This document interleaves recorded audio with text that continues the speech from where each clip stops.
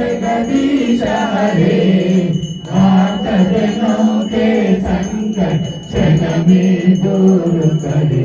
ओम जय जगदीश हरे, जो गावे फल पावे, दुख बिन से मन का सुख संपत कर आवे, कष्ट मिटे तन का।